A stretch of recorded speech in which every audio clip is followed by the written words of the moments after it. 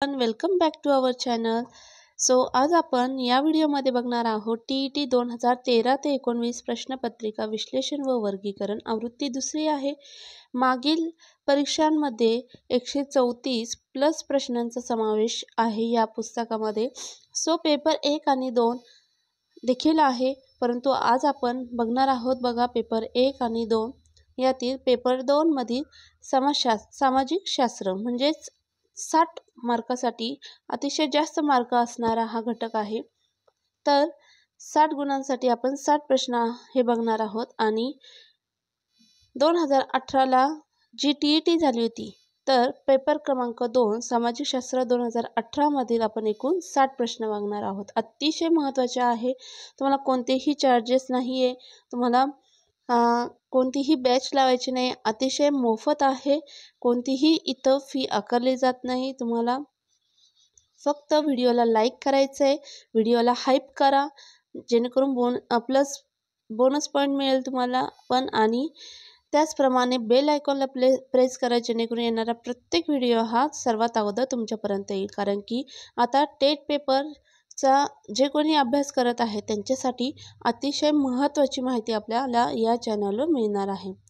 त्यामुळे जर चॅनलला कोणी नवीन असाल तर चॅनलला सबस्क्राईब केल्याशिवाय जाऊ नका, कारण की फायदा त्यात तुमचाच आहे.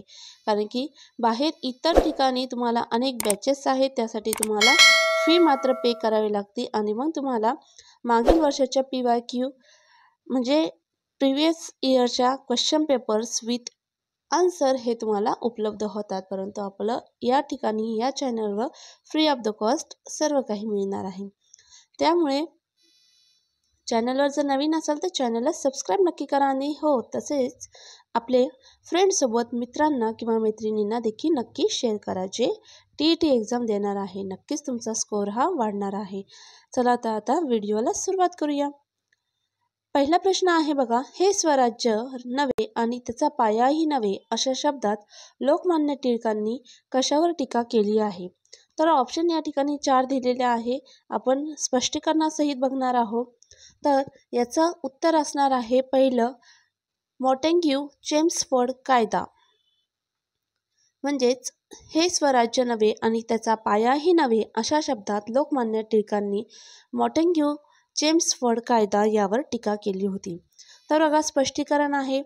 मॉन्टेग्यू चेम्सफोर्ड कायदा 1909च्या कायद्याने भारतीयांचे समाधान न झाल्याने भारतमंत्री लॉर्ड मॉन्टेग्यू व चेम्सफोर्ड यांनी 1919चा सुधारणा कायदा संमत केला होता. दुसरा आहे बघा ऑप्शन क्रमांक मोर्ले मिंटो सुधारणा कायदा. तर हा कायदा जो आहे अरुंडेल समितीने तयार केलेला भारतातील राजकीय सुधारणाचा आराखडा भारतमंत्री लॉर्ड मोर्ले व व्हाईसरॉय लॉर्ड मिंटो यांच्या संगमताने 21 मे 1909 रोजी संमत झाला. यालाच मोर्ले मिंटो सुधारणा कायदा असे म्हणतात. आपण चारही जे ऑप्शन आहे तर त्याचे स्पष्टीकरण बघत आहोत. तिसरा आहे बघा रोलेट कायदा. रोलेट कायदा जो आहे तो ब्रिटिश सरकारने भारतीयांना सुधारणा कायद्याने काही हक्क दिले, पण त्याचवेळी भारतीयांना दडपून टाकण्यासाठी कायद्याचा बडगा उगारला. त्यासाठी सरकारने रोलेट कायदा केलेला आहे आणि हा कायदा अत्यंत जुलमी स्वरूपाचा होता. चौकशीशिवाय कोणालाही कारागृहात डांबण्याचा अधिकार या कायद्याने सरकारला देण्यात आला होता. आणि चौथा आहे सायमन कमिशन. ब्रिटिशांनी भारतात दिलेल्या सुधारणांची अंमलबजावणी कितपत झाली हे पाहण्यासाठी इंग्लंडहून एक समिती भारतात आली. सर जॉन सायमन हे या समितीचे अध्यक्ष होते, म्हणून या समितीला सायमन कमिशन असे म्हणतात. यानंतरचा पुढचा प्रश्न आहे बघा, प्रश्न क्रमांक दुसरा आहे, कुंदग्राम, पावा, दिनाजपूर, उदयगिरी ही तीर्थक्षेत्रे कोणत्या धर्माशी संबंधित आहे? तर उत्तर आहे जैन धर्माशी. जैन धर्म म्हटला की आपल्याला ही नावे लक्षात ठेवायची आहे. कुंदग्राम, पावा, दिनाजपूर, उदयगिरी या प्रकारची तीर्थक्षेत्रे ही जैन धर्माशी संबंधित असणार आहे. प्रश्न क्रमांक तिसरा आहे, डॅश या नावाने स्वीकारलेला प्रोटेस्टंट पंथांच्या शाखेस प्युरिटन म्हटले जाते. तर याचं उत्तर आहे बघा जॉन कॅल्विन याने स्वीकारलेल्या प्रोटेस्टंट पंथांच्या शाखेस प्युरिटन असे म्हटले जाते. स्पष्टीकरण बघूया. मार्टिन ल्युथर हे जे आहे तर कॅथलिक मार्टिन ल्युथरने निषेध प्रोटेस्ट केला म्हणून त्यांच्या अनुयायांना प्रोटेस्टंट असे म्हणतात. जर जॉन कॅल्विन याने स्वीकारलेला प्रोटेस्टंट पंथांच्या शाखेस प्युरिटन असे म्हणतात. तर प्युरिटन हे कोणत्या पंथांच्या शाखेस म्हटले आहे तर उत्तर असणार आहे आपलं जॉन कॅल्विन हे असणार आहे. प्रश्न क्रमांक 4 आहे बघा. अलेक्झांडर पुश्किन हा डॅश विचारवंत होय. तर अलेक्झांडर हा रशियन विचारवंत होता. बघा आता जसे की बाकीचे ऑप्शन दिलेले आहे. मॉन्टेग्यू, व्हॉल्टेयर व रुसो हे फ्रेंच म्हणजे फ्रान्सचे आहेत. जॉर्ज वॉशिंग्टन हे अमेरिकेचे आहेत. डांटे हे इटलीचे आहेत. तर बाकी देखील तुम्ही हे हवं तर लिहून घेऊ शकता. हवे तर तुम्ही याचे प्रत्येकी एक स्क्रीनशॉट देखील घेऊ शकता आणि नोट्स हे तुम्ही काढू शकता. अतिशय महत्त्वाचं आहे. तुम्ही जर 5 प्रश्नपत्रिका जर केल्या तर नक्कीच तुमचा स्कोअर हा वाढणार आहे. त्याचे तुम्ही IMP नोट्स नक्की काढून ठेवा, कारण की आपण स्पष्टीकरणासह हे सर्व अभ्यासत आहोत आणि आपल्या चॅनलवर इतरही बाकी अपलोड करण्याचा नक्कीच प्रयत्न करणार आहोत. त्याच्यामुळे चॅनलवर जर नवीन असाल तर चॅनलला सबस्क्राईब मात्र नक्की करा आणि व्हिडिओ जास्तीत जास्त शेअर करा, हाईप करा. प्रश्न क्रमांक 4 आहे बघा. अलेक्झांडर पुश्किन हा डॅश विचारवंत होय. तर अलेक्झांडर पुश्किन हा रशियन विचारवंत आहे. जसे की आत्ता आपण जस्ट बघितलं होतं अलेक्झांडर पुश्किन. डबल झालाय हा प्रश्न. यानंतर 5वा प्रश्न आहे बघा. दक्षिण आफ्रिकेतील केप ऑफ गुड होप आशेचे भूशिर याचा शोध कुणी लावला. तर पर्याय क्रमांक त्याचा 4 आहे. दक्षिण आफ्रिकेतील केप ऑफ गुड होप आशेचे भूशिर बार्थोलोम्यू डायस यांनी शोध लावला होता. आता भौगोलिक शोधक जे आहे ते बघूया आपण. जसे की आशेचे भूशिर Cape of Good Hope Bartholomew Dias आफ्रिकेचे दक्षिण टोक आहे. दुसरा आहे वेस्ट इंडिज अमेरिकेचा किनारा कोलंबस 1492. तिसरा आहे अमेरिका खंड अमेरिगो वेस्पुशी आणि चौथा आहे भारताकडे जाण्याचा मार्ग वास्को द गामा 1498 मध्ये. यानंतर बघा प्रश्न क्रमांक 6वा.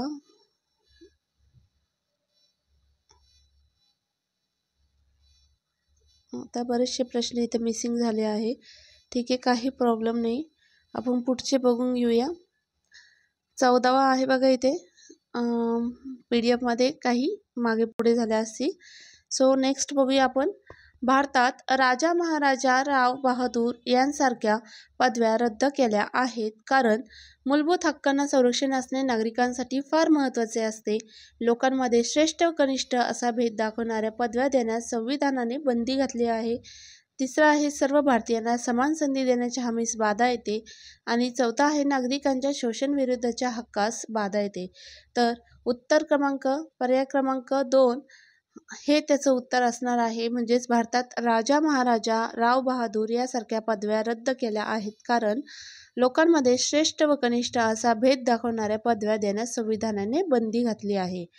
पुढचा प्रश्न आहे बघा. भारत हे एक सार्वभौम राष्ट्र आहे कारण की भारत हे बाह्य नियंत्रण नसणारे व अंतर्गत क्षेत्रात सर्वश्रेष्ठ असलेले व स्वतंत्रपणे आपला कारभार असणारे राष्ट्र आहे. म्हणून भारत हे एक सार्वभौम राष्ट्र आहे. बाह्य नियंत्रण असणाऱ्या व अंतर्गत क्षेत्रात सर्वश्रेष्ठ असणाऱ्या स्वतंत्रपणे आपला कारभार करणाऱ्या देशांना सार्वभौम म्हटले जाते. म्हणून भारत हे एक सार्वभौम राष्ट्र आहे. यानंतर पुढचा प्रश्न आहे बघा. भारतीय निमलष्करी दलात पुढीलपैकी कोणाचा समावेश होत नाही. तर निमलष्करी दल विचारलेला आहे. भारतीय निमलष्करी दल मध्ये कोणाचा समावेश होत नाही तर गृहरक्षक दलाचा समावेश यामध्ये होत नाही. तर स्पष्टीकरण बघूया आता. निमरक्षक दल म्हणजेच गृहरक्षक दल होमगार्ड, त्याला आपण होमगार्ड म्हणतो. स्वातंत्र्यपूर्व काळात स्थापना झाली. 20 ते 25 वयोगटातील मुले असतात त्यामध्ये पोलिसांना मदत करण्यासाठी. आणि दुसरा आहे सीमा सुरक्षा दल BSF सीमेजवळ राहणाऱ्या नागरिकांना सुरक्षित देणे, गस्त घालणे ही कामे असतात त्यांची. तिसरं आहे बघा तटरक्षक दल, सागरी किनाऱ्याजवळ असतात हे तटरक्षक दल. त्यानंतर केंद्रीय राखीव पोलीस दल विविध राज्यातील कायदा व सुव्यवस्था राखण्यास मदत करतात. आणि पाचवा आहे जलद कृती दल. बॉम्बस्फोट, दंगे यामुळे देशात धोका निर्माण झाल्यास वेगवान हालचाली करून जनजीवन सुरळीत करण्याचे काम हे जलद कृती दलाचे असते. प्रश्न क्रमांक 17 आहे बघा. शाळा व महाविद्यालयातील प्रवेश संदर्भातील स्त्रिया व दुर्बल घटकांसाठी राखीव जागा असतात हे डॅशचे उदाहरण आहे. तर समानतेच्या अधिकाराचे हे उदाहरण आहे. जसे की पर्याय क्रमांक 2 हे त्याचं उत्तर आहे. स्पष्टीकरण जाणून घेऊया. मूलभूत हक्क व अधिकार कोणते आहेत? जसे की समतेचा अधिकार, स्वातंत्र्याचा अधिकार, पिळवणुकी विरुद्धचा अधिकार, धार्मिक स्वातंत्र्याचा अधिकार, सांस्कृतिक व शैक्षणिक हक्क. यानंतर प्रश्न क्रमांक 18. भारताच्या फाळणीनंतर संविधान सभेची सदस्य संख्या किती झाली? तर भारताच्या फाळणीनंतर संविधानाची सभेची सदस्य 99 ही झाली. बघा स्पष्टीकरण जाणून घेऊया. भारताच्या फाळणीनंतर एकूण 8 समित्या होत्या व त्यात 11 उपसमिती होत्या व एकूण सदस्य हे 299 होते. त्यात मसुदा समितीचे सदस्य हे 7 होते. तर हा देखील महत्त्वाचा पॉईंट आहे. भारताच्या फाळणीनंतर संविधान सभेची सदस्य संख्या ही 299 इतकी झाली. आणि हे देखील लक्षात ठेवा की 11 उपसमिती होत्या आणि त्यात मसुदा समितीचे हे सदस्य 7 होते. पुढचा प्रश्न आहे 19वा. अमेरिकेत संविधानाची किंवा घटनेची गरज निर्माण झाली कारण छोटी राज्ये एकत्र येऊन नवीन देश तयार झाला. हे त्याचं उत्तर आहे. आता स्पष्टीकरण जाणून घेऊया. 1783 मध्ये इंग्लंडने अमेरिकेतील 13 वसाहतीचे स्वातंत्र्य मान्य केले व अमेरिकेचे पहिले राष्ट्राध्यक्ष जॉर्ज वॉशिंग्टन हे बनले. जसे की हा देखील एक महत्त्वाचा प्रश्न होऊ शकतो. अमेरिकेचे पहिले राष्ट्राध्यक्ष हे कोण होते? तर जॉर्ज वॉशिंग्टन. या 13 वसाहतींनी 1789 साली अमेरिकेचे संघराज्य स्थापन केले म्हणून हा देश अमेरिकेची संयुक्त संस्थाने म्हणजे USA नावाने ओळखला जातो. प्रश्न क्रमांक 20 आहे बघा. घटक राज्यातील विधानसभेच्या निवडणुका पार पाडण्याची जबाबदारी ही डॅश यांची असते. तर निवडणूक आयोगाची ही असते. घटक राज्यात विधानसभेच्या निवडणुका पार पाडण्याची जबाबदारी निवडणूक आयोगाची असते. तर निवडणूक आयोगाचे एकूण 2 प्रकार पडतात. हवं तर तुम्ही लिहून घ्या. निवडणूक आयोगाचे 2 प्रकार कोणते आहे? राज्य निवडणूक, केंद्रीय निवडणूक आयोग. आणि राज्य निवडणूक आयोग ही स्थानिक स्वराज्य संस्थेच्या निवडणुका घेते आणि केंद्रीय निवडणूक आयोग ही विधानसभा, लोकसभा, राष्ट्रपती यांच्या निवडणुका ही घेत असते.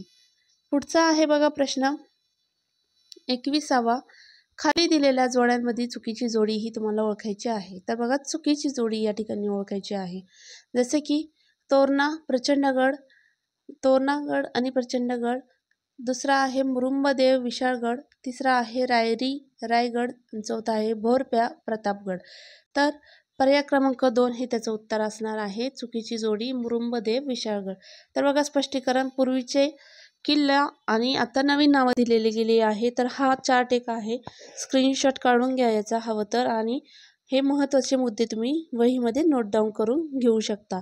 जसं की पूर्वीचा किल्ला तोरणा किल्ल्याला आत्ताचं नवीन नाव आहे प्रचंडगड किंवा स्वराज्याचा पहिला किल्ला असे देखील म्हणतात. दुसरा आहे मुरुंबदेवचा किल्ला, तो आहे राजगड. त्याला देखील स्वराज्याचा पहिली राजधानी असे म्हणतात. मग असं देखील विचारलं जाऊ शकते स्वराज्याची पहिली राजधानी कोणती आहे, कोणता गड आहे? तर राजगड किंवा त्याचंच पूर्वीचं नाव आहे मुरुंबदेवचा किल्ला. तर दोन्हीही नावं लक्षात ठेवायची आहे. रायरीचा किल्ला म्हणजेच रायगड. दुसरी राजधानी आहे राज्याभिषेक शिवरायांचा या ठिकाणी झाला होता. भोरपा डोंगर म्हणजेच प्रतापगड. कोंढाणा किल्ला म्हणजे सिंहगड. जसं की आता आपण नवीन नाव हे सिंहगड आहे परंतु त्यालाच पूर्वीचे नाव हे कोंढाणा किल्ला असे होते. यानंतर खेळणा किल्ला म्हणजेच विशाळगड.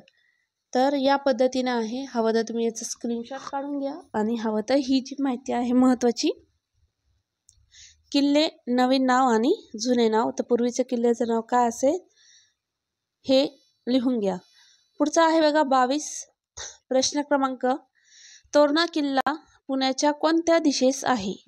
तर नैऋत्य, ईशान्येस, वायव्येस, आग्नेयेस. तर तोरणा हा किल्ला नैऋत्येस आहे. तोरणा किल्ला म्हणजेच कोणता किल्ला? तर प्रचंडगड म्हणजे स्वराज्याचा पहिला किल्ला. पुढचा आहे बघा आत्ताच यावर 2 प्रश्न आपले होऊन गेले, म्हणजे एक तरी प्रश्न हा हमखास तुम्हाला या किल्ल्यांवर असणार आहे. भारतातील पारशी समाज उपयोगात आणत असलेल्या कालगणनेच्या पद्धतीला कोणती कालगणना असे म्हणतात? त्याला शहेनशाही कालगणना असे म्हणतात. पारशी समाज उपयोगात आणत असलेल्या कालगणनेच्या पद्धतीला शहेनशाही कालगणना म्हणतात. स्पष्टीकरण आहे बघा. हिजरी कालगणना इस्लाम समाज, शालिवाहन शक कालगणना सातवाहन राजा शालिवाहन याने ही कालगणना सुरू केली. विक्रम संवत कालगणना हिंदू समाजातील कालगणना आहे. यानंतर प्रश्न क्रमांक 24. कर, उरुक, निप्पूर ही डॅश मध्ये प्राचीन नगरे होत. तर मेसोपोटेमिया हे त्याचं उत्तर आहे. मेसोपोटेमिया मधील कर, उरुक, निप्पूर ही प्राचीन नगरे होती.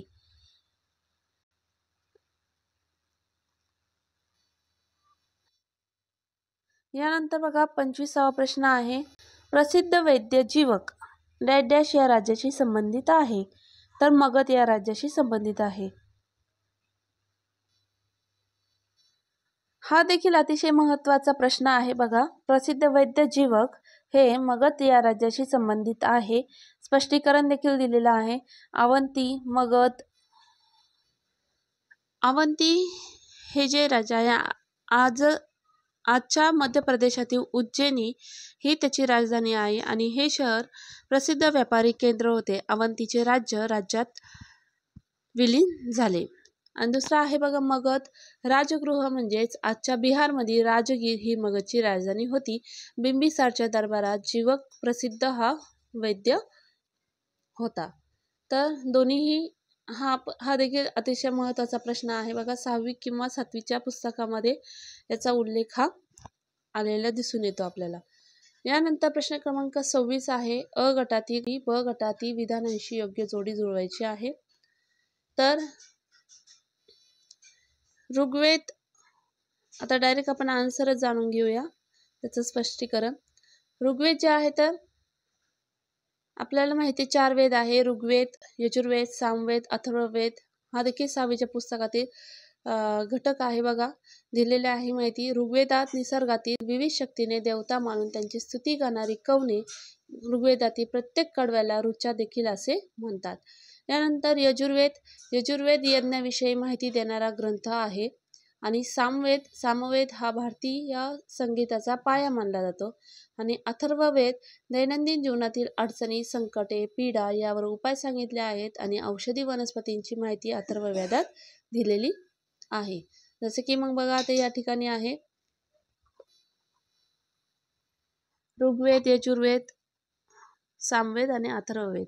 तर हे 4ही देखील पॉईंट तुम्ही लिहून घेऊ शकता. 4 वेद दिलेला आहे आणि या 4ही वेदामध्ये कोणती कोणती माहिती सांगितलेली आहे.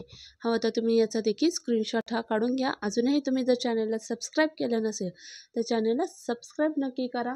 आणि व्हिडिओ थोडा जरी तुम्हाला हेल्पफुल वाटला तर व्हिडिओला लाईक नक्की करा, हाईप करा आणि शेअर देखील आपल्या फ्रेंड्समध्ये नक्की करा. Because it is a totally free of the cost information on our channel. So hence see we are next question 27 आहे. अमुक वर्ष म्हणजेच मालखेड पहिला राजेंद्र. तर त्याचं उत्तर आहे गंगेकोंड चोलपुरम. यानंतर बघा 28वा प्रश्न आहे. सुफी पंथ मूळचा डॅश आहे? तर इराणमधील आहे. सुफी पंथ हा मूळचा इराणमधील आहे. थोडासा प्रश्न हा झाकला गेलेला आहे, काही प्रॉब्लेम नाही. 1857च्या उठावानंतर बेगम हजररी महल यांना डॅश मध्ये आश्रय घेतला. तर बघा ऑप्शन त्याचा आहे नेपाळ, उत्तर आहे त्याचं पर्याय क्रमांक 4 नेपाळ. तर स्पष्टीकरण 1857च्या उठावाचा बिमोड राणी लक्ष्मीबाई, कुंवर सिंग, महमद अल्ला धारातीर्थी पडले. बहादूर शारांना रंगून येथे बंदिवासात ठेवण्यात आले आणि नानासाहेब पेशवे व बेगम हजरत महल नेपाळमध्ये आश्रय. तात्या टोपे 10 वर्ष इंग्रजांसोबत लढले आणि इंग्रजांनी त्यांना क्षिप्री येथे फाशी दिली होती. बघा, यामध्ये देखील 3 ते 4 प्रश्नांची उत्तरेही दडलेली आहेत. म्हणजे कोणताही प्रश्न हा विचारला जाऊ शकतो. जसे की 10 वर्षे इंग्रजांसोबत कोण लढले? तर तात्या टोपे. इंग्रजांनी त्यांना कुठे फाशी दिली तात्या टोप्यांना? तर शिप्री येथे फाशी दिली. आणि कुठे दिली? तर नेपाळमध्ये त्यांनी आश्रय घेतला होता त्या ठिकाणी. म्हणजे असे विविध एका स्पष्टीकरणामध्ये आपल्याला 3 ते 4 प्रश्न हे तयार होतात आणि त्या पद्धतीचे प्रश्न सुद्धा येण्याचीही शक्यता असते. पुढचा आहे प्रश्न क्रमांक 30. अनाथ बालिकाश्रमाची स्थापना कोणी केली? तर अनाथ बालिकाश्रमाची स्थापना ही महर्षी धोंडो केशव कर्वे, जे अजूनही स्थित आहे बघा, MKSS महर्षी धोंडो केशव कर्वे पुण्यामध्ये. स्पष्टीकरण आहे महात्मा फुले बालहत्या प्रतिबंधक गृह, सत्यशोधक समाज, महर्षी विठ्ठलरामजी शिंदे अहिल्याश्रम, डिप्रेस्ड क्लासेस मिशन. तिसरा आहे महर्षी धोंडो केशव कर्वे अनाथ बालिकाश्रम आणि विष्णू शास्त्री पंडित पुनर्विवाह उत्तेजक मंडळ. यानंतर बघा प्रश्न क्रमांक 32. चुनखडीच्या प्रदेशात डॅश डॅश हे भूरूप तयार होते. तर चुनखडीच्या प्रदेशामध्ये विलय छिद्रे हे भूरूप तयार होत असते. तर हा भूगोलाचा प्रश्न आहे बघा. स्पष्टीकरण विलय छिद्रे चुनखडक असलेल्या प्रदेशात भूपृष्ठावरील पाणी हे भेगांमधून झिरपत असते. त्यामुळे चुनखडकाचा काही भाग हा पाण्यात विरघळतो आणि त्यामुळे पृष्ठभागावर छिद्रे हे तयार होतात आणि ही प्रक्रिया पुष्कळ वर्षे ही सातत्याने चालू राहिल्यामुळे ही छिद्रे मोठी होतात आणि त्यांना विलय छिद्रे असे म्हणतात. तर लक्षात ठेवा, चुनखडीच्या प्रदेशात विलय छिद्रे हे भूरूप तयार होत असते. कारण की का? तर त्याचा काही भाग हा पाण्यात विरघळतो. पुढचा प्रश्न आहे अंटार्क्टिका खंडातील सर्वोच्च शिखर हे कोणते आहे? तर अंटार्क्टिका खंडातील सर्वोच्च शिखर हे विन्सन मॅसिफ हे आहे. कारण की अंटार्क्टिका खंडातील अंटार्क्टिका द्वीपकल्पावर डायर पठार आहे आणि त्याच्या दक्षिणेस एल्सवर्थ पर्वत आहे. त्यातील विन्सन मॅसिफ 4797 हे या खंडातील सर्वोच्च शिखर आहे. यानंतर प्रश्न क्रमांक 34 आहे बघा, सार्क. हा देखील प्रश्न 2018च्या एक्झामला देखील आला होता आणि 2022च्या एक्झामला देखील आला होता. तर मागच्या वर्षी जी एक्झाम होऊन गेली आपली TETची, तर त्यामध्ये सुद्धा हा प्रश्न आलेला आहे. It's a very important question. हा देखील तुम्ही लिहून घेऊ शकता. सार्क संघटनेच्या स्थापनेसाठी कोणत्या देशाने पुढाकार घेतला होता? तर भारत या देशाने पुढाकार घेतला होता. सार्क ही दक्षिण आशियाई राष्ट्रांनी 1985 मध्ये स्थापन केलेली प्रादेशिक संघटना आहे आणि याचे मुख्यालय हे नेपाळमध्ये काठमांडू येथे आहे. यानंतर प्रश्न क्रमांक 35 आहे, वाहतूक आणि दळणवळण या अर्थव्यवस्थेच्या रक्तवाहिन्या मानल्या जातात. कारण त्याचं उत्तर आहे वाहतुकीमुळे देशांतर्गत व आंतरराष्ट्रीय व्यापाराला चालना मिळावी म्हणून या अर्थव्यवस्थेच्या रक्तवाहिन्या मानल्या जातात. यानंतर पुढचा प्रश्न आहे प्रश्न क्रमांक 36. महाराष्ट्रात सर्वात जास्त लिंग गुणोत्तर असलेला जिल्हा कोणता आहे? तर महाराष्ट्रात सर्वात जास्त लिंग गुणोत्तर असलेला जिल्हा हा रत्नागिरी आहे. स्पष्टीकरण बघा, लिंग गुणोत्तर हे कसे काढतात? जसे की एखाद्या लोकसंख्येत स्त्रियांची संख्या दर 1000 पुरुषांबरोबर किती अशा स्वरूपात लिंग गुणोत्तर हे सांगता येतं. मग इथं सूत्र देखील आहे, लिंग गुणोत्तर बरोबर स्त्रिया आणि पुरुष गुणिले 1000.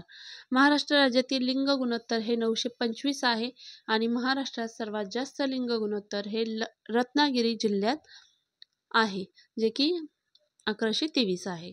यानंतर सर्वात कमी लिंग गुणोत्तर देखील मुंबई शहर जिल्हा 838च आहे. तर दोन्ही आहे, कमी पण कोणते आहे आणि किती आहे आणि जास्त देखील किती आहे. यानंतर प्रश्न क्रमांक 37. महाराष्ट्र राज्यातील एक नवी रेल्वे ही गाडी म्हणजे फिरता ताजमहल होय. तर उत्तर आहे डेक्कन ओडिसी.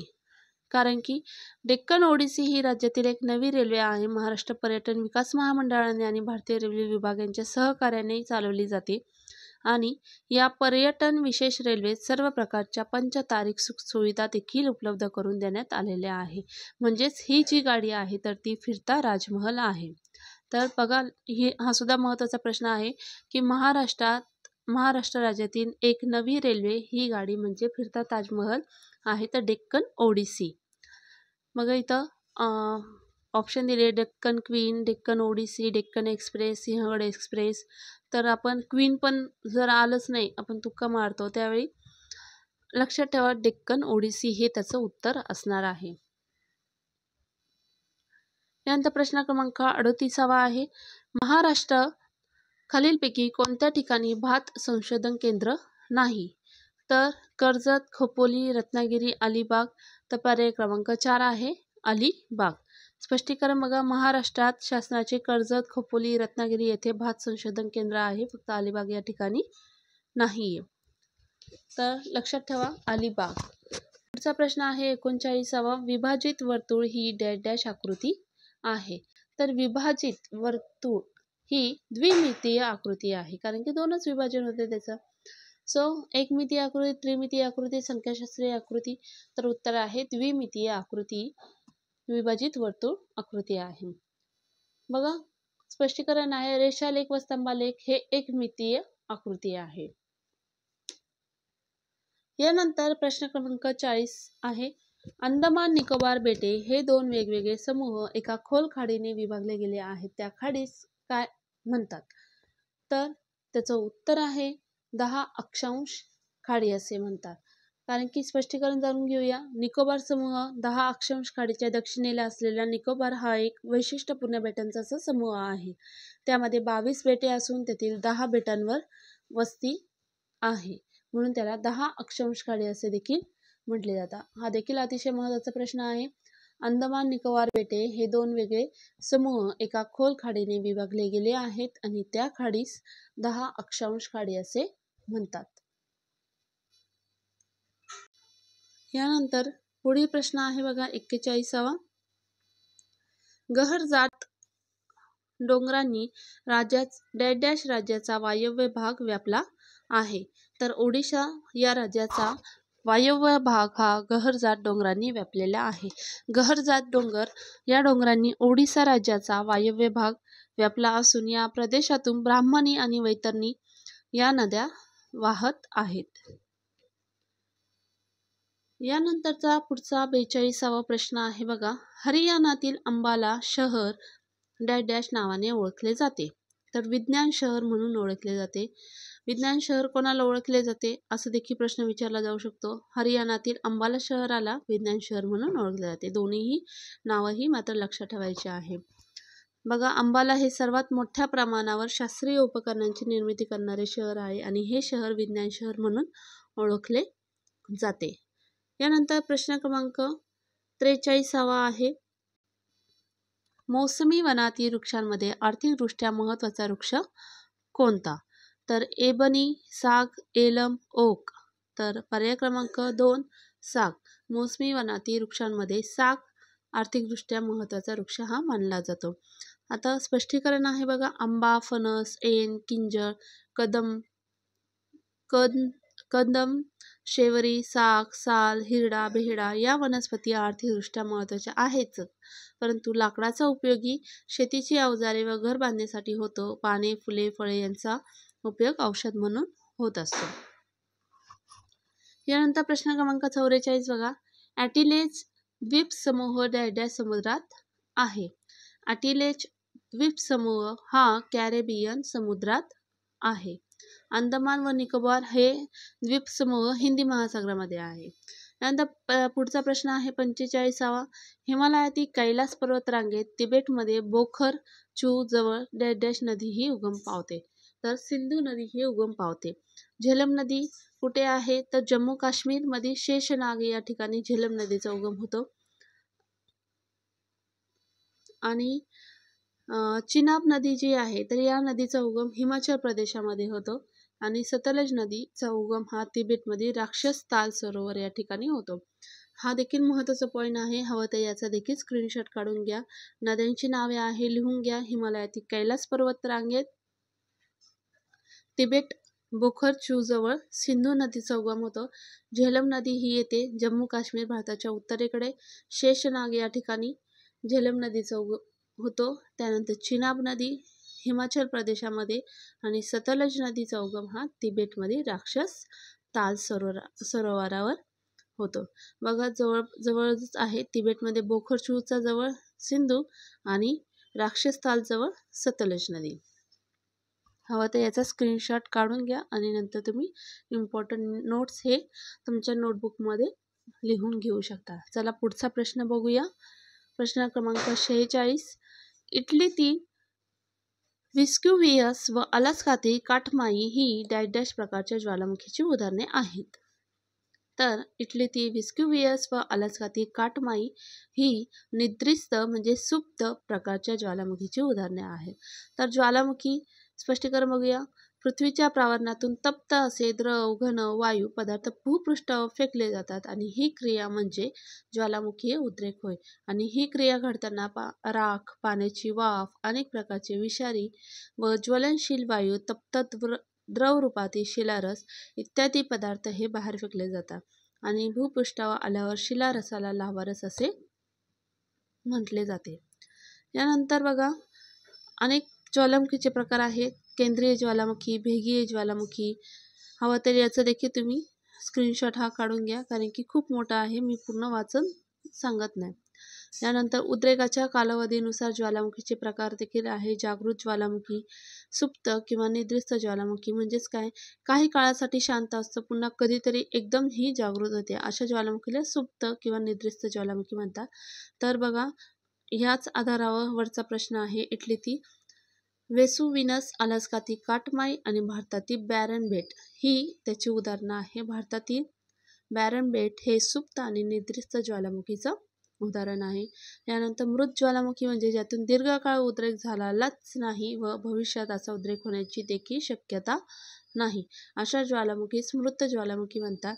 आणि मृत ज्वालामुखी कुठे आहे तर टांझानियातील किलिमांजारोमध्ये आहे. पॅसिफिक महासागराच्या किनारी भागात ज्वालामुखीचे वितरण प्रामुख्याने आपल्याला आढळून येते, म्हणून या भागाला अग्निकंकण असे देखील म्हटले जाते. असं देखील विचारू शकता की अग्निकंकण हे कशाला म्हटले जाते, तर मृत ज्वालामुखी पॅसिफिक महासागरामध्ये किनारी ज्वालामुखीचे वितरण प्रामुख्याने हे आढळून आलेले आहे, म्हणून या भागाला अग्निकंकण असे म्हणतात. प्रश्न क्रमांक 47 आहे. चहा पिकाखालील क्षेत्र व उत्पादन चीनचा जगात कितवा क्रमांक लागतो? पहिला लागतो. स्पष्टीकरण आहे. चहाचे उत्पादन जगामध्ये सर्वात जास्त हे चीन या देशामध्ये घेतले जाते. तर सर्वात जास्त चहा निर्यात करणारा देश हा श्रीलंका आहे. चहा उत्पादनात भारत देशाचा हा दुसरा क्रमांक लागतो. तर नक्की लक्षात ठेवा, चहा पिकाखालील क्षेत्रे व उत्पादनात चीनचा जगामध्ये पहिला नंबर लागतो, भारताचा दुसरा क्रमांक लागतो. यानंतर आहे बघा, आणि सर्वात जास्त चहा निर्यात करणारा, आयात नाही, निर्यात करणारा देश हा श्रीलंका हा आहे. यानंतर पनामा या कालव्यास डॅश डॅशचे प्रवेशद्वार असे म्हटले जाते. अटलांटिक महासागर, पॅसिफिकचे, हिंदी महासागराचे, भूमध्य सागराचे. तर पॅसिफिकचे प्रवेशद्वार पनामा या कालव्यास म्हटले जाते. हा देखील अतिशय महत्त्वाचा प्रश्न आहे, हवं तर नोट डाऊन करून घेऊ शकता. पुन्हा सांगते, व्हिडिओ तुम्हाला आवडत असला तर नक्की लाईक करा. चॅनेलला नवीन असेल तर चॅनेलला सबस्क्राईब करा. बघा प्रश्न क्रमांक 49 आहे. आपल्याला टोटल 60 प्रश्न घ्यायचे आहे. आता थोडेच राहिले आहे, 11च प्रश्न राहिले आहे. तर बघा 49वा प्रश्न. डॅश डॅशचा उपयोग हा मुख्यतः आण्विक इंधन म्हणून अणुविद्युत निर्मिती केंद्रामध्ये हा केला जातो. तर उत्तर आहे त्याचं थोरियम.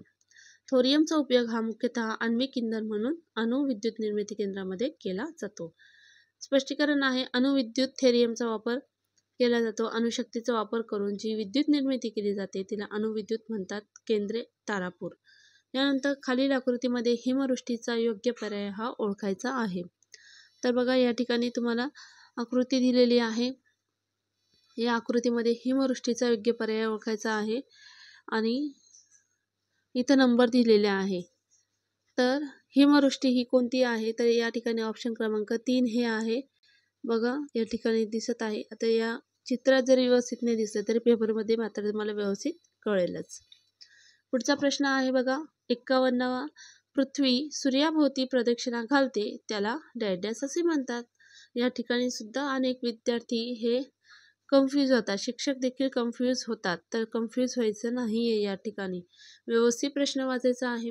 पृथ्वी सूर्याभोवती प्रदक्षिणा घालते याला परिभ्रमण असे म्हणतात. बघा पृथ्वीच्या गती व त्याचे परिणाम आहे. अक्षीय गती पृथ्वीच्या आसामभोवती फिरण्याच्या गतीला अक्षीय गती म्हणतात आणि आसामभोवती फिरण्याच्या क्रियेस परिवलन असे म्हणतात.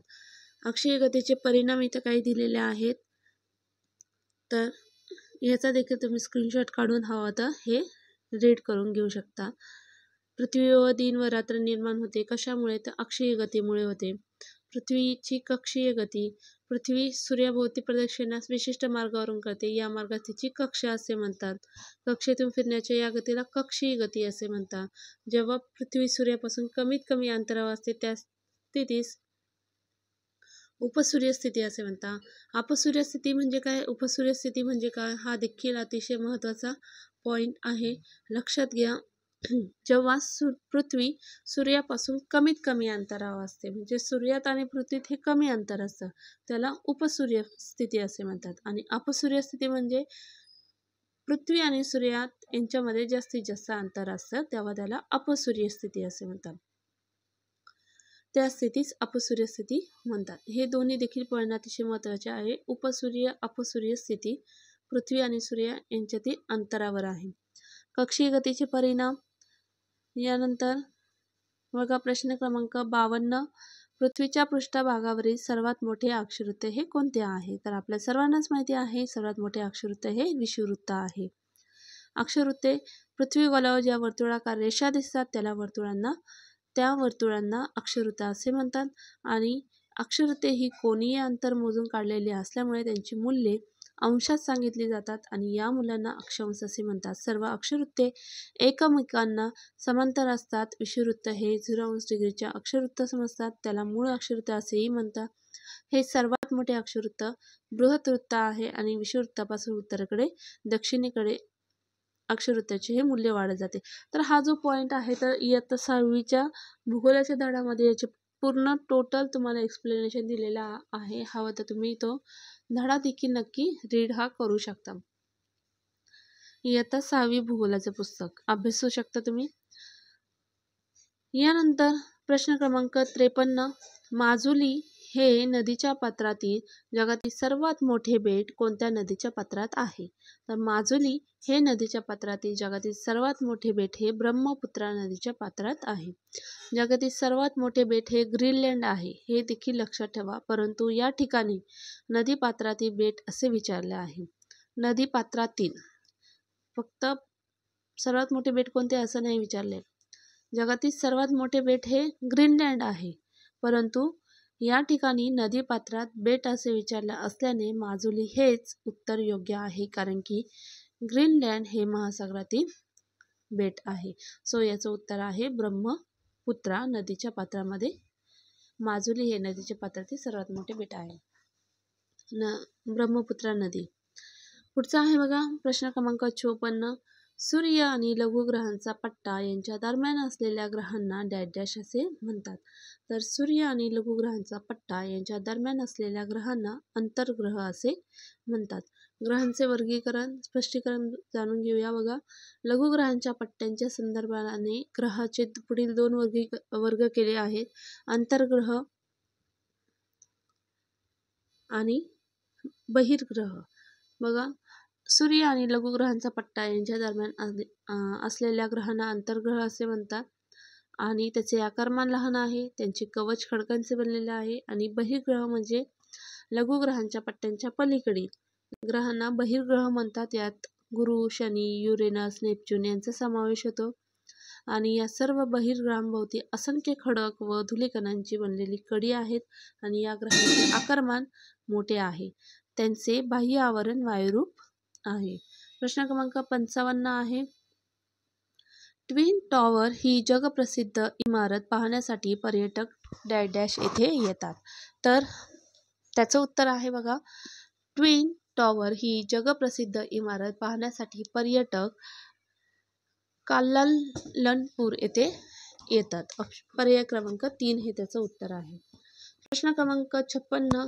गॅलिली पर्वतरांगा कोणत्या डॅशमध्ये सर्वात उंच प्रदेश आहे? तर गॅलिली पर्वतरांगा हे इस्रायलमधील सर्वात उंच प्रदेश आहे. गॅलिली पर्वतरांगा या इस्रायलमधील सर्वात उंच प्रदेश आहे आणि हरमेरॉन या पर्वत शिखरांची उंची समुद्रसपाटीपासून 1208 मीटर आहे. सिरियापासून आफ्रिकेपर्यंत पसरलेल्या जगातील सर्वात खोल खचदरीचा काही भाग हा इस्रायलमध्ये येतो. यानंतर प्रश्न क्रमांक 57. समुद्रसपाटीवर वायुदाब हा डॅश मिलीबार असतो. तर उत्तर आहे बघा, पर्याय क्रमांक 1 1013.2. प्रश्न क्रमांक 58. चंद्राच्या प्रकाशित भागाचा रोज बदलणारा भाग हा डॅश असतो. तर त्याला म्हणायचं चंद्रकला, कारण की चंद्राच्या कला ह्या रोज बदलतात, म्हणून चंद्राच्या प्रकाशित भागाचा रोज बदलणारा भाग हा चंद्रकला असतो. यानंतर प्रश्न क्रमांक बघा, याचं देखील स्पष्टीकरण दिलेलं आहे. हे सुद्धा अतिशय महत्त्वाचं आहे. जसं की आपण मगाशीच बघितलं, उपसूर्यस्थिती, अपसूर्यस्थिती, अमावस्येपासून पौर्णिमेपर्यंतच्या चंद्राचा दृश्य भाग रोज क्रमाक्रमाने वाढत जातो.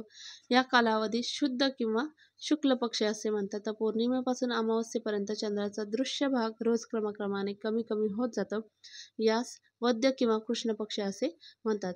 आता ही जी माहिती आहे तर ती इयत्ता 5वीच्या पुस्तकामध्ये तुम्हाला परिसर अभ्यास 2 मध्ये भूगोलामध्ये मिळेल. हे बघा, प्रश्न क्रमांक 59. सागरी जलात डॅशचे प्रमाण हे सर्वाधिक असते. तर पर्याय क्रमांक 3 आहे याचं उत्तर. सागरी जलात सोडियम क्लोराईडचे प्रमाण हे सर्वात अधिक असते. सागरी जलामध्ये भरपूर प्रमाणात क्षार असतात आणि या क्षारांपासून मीठ बनवले जाते आणि मिठाचे रासायनिक नाव हे सोडियम क्लोराईड असे आहे. सोडियम क्लोराईडची संज्ञा ही NaCl अशी या प्रकारे लिहिली देखील जाते. प्रश्न क्रमांक 60. शेवटचा प्रश्न आहे. या डॅश या शहराजवळ गिझा येथील पिरॅमिड जगप्रसिद्ध आहे. तर उत्तर आहे पर्याय क्रमांक 4 कैरो. कैरो या शहराजवळ गिझा येथे पिरॅमिड जगप्रसिद्ध आहे. तर बघा, स्पष्टीकरण आहे. कैरो हे शहर इजिप्तची राजधानी असून नाईल नदीच्या त्रिभुज प्रदेशामध्ये आहे आणि या शहराजवळ गिझा येथे पिरॅमिड जगप्रसिद्ध आहे. तर बघा, सर्वांना हा व्हिडिओ आवडला असेल तर नक्कीच जास्तीत जास्त हा शेअर करा, कारण की it's totally free of the cost आणि आपल्याला यासाठी कुठेही फीजसुद्धा द्यावी लागत नाही आहे. नक्कीच लाईक करा, शेअर करा आणि चॅनलला नवीन असाल तर चॅनलला सबस्क्राईब देखील करा. See you soon in next video. Okay, all of you best of luck. छान स्टडी करा. भेटूया पुन्हा नेक्स्ट व्हिडिओमध्ये.